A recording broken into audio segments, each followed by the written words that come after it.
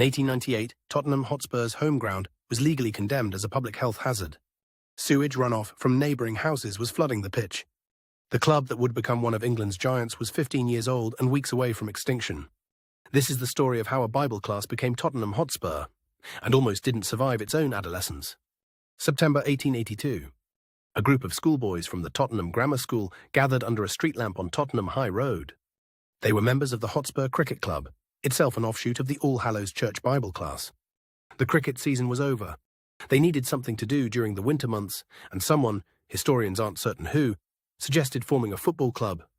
The founding members were Bobby Buckle, a warehouse clerk who became the first captain, and Sam Casey, whose family owned a local ironworks.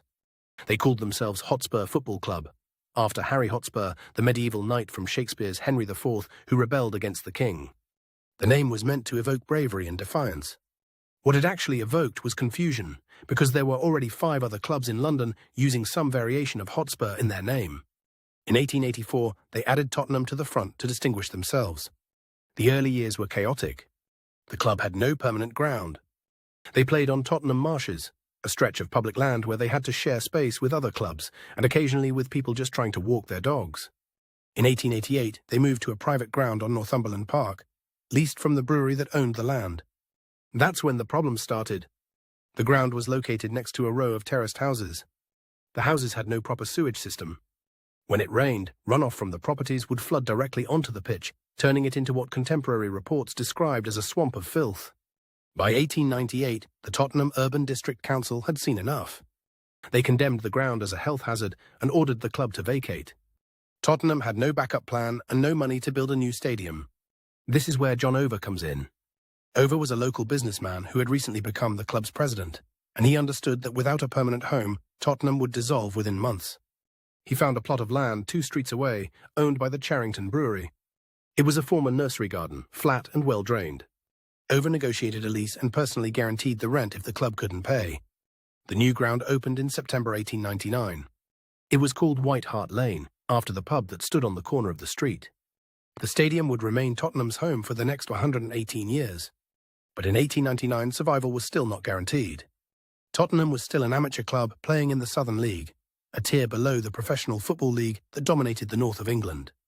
They had local support, but no major revenue streams. What changed everything was a decision that almost didn't happen. In 1895, several Southern League clubs had applied to join the Football League. All were rejected. The Football League was a northern institution and had no interest in expanding south. So Tottenham turned to the FA Cup instead. The FA Cup was open to all clubs, professional or amateur, and it offered something rare, the chance for a Southern League team to face the giants of the North on equal terms. In the 1900-1901 season, Tottenham entered the FA Cup as a non-league side and began dismantling professional opposition. They beat Preston North End, a former league champion. Then West Bromwich Albion, another top-tier club. By the time they reached the final against Sheffield United, the entire country was paying attention. The final was played at Crystal Palace in front of 110,000 spectators, the largest football crowd England had ever seen. The first match ended 2-2. The replay was held a week later at Burnden Park in Bolton. Tottenham won 3-1. They became the first and still only non-league club to win the FA Cup since the Football League was founded. The victory forced the Football League to reconsider its northern bias. In 1908, Tottenham was finally admitted to the second division of the Football League. They won promotion to the first division in their first season. What started under a street lamp as a winter distraction for bored teenagers became one of English football's defining institutions. And the name they chose, Hotspur, after a rebel who fought the king, turned out to be more accurate than they knew.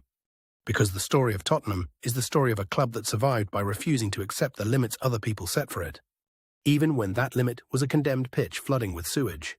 Next time, we head north to Manchester, where 2 clubs were born from the same church and spent the next century trying to destroy each other.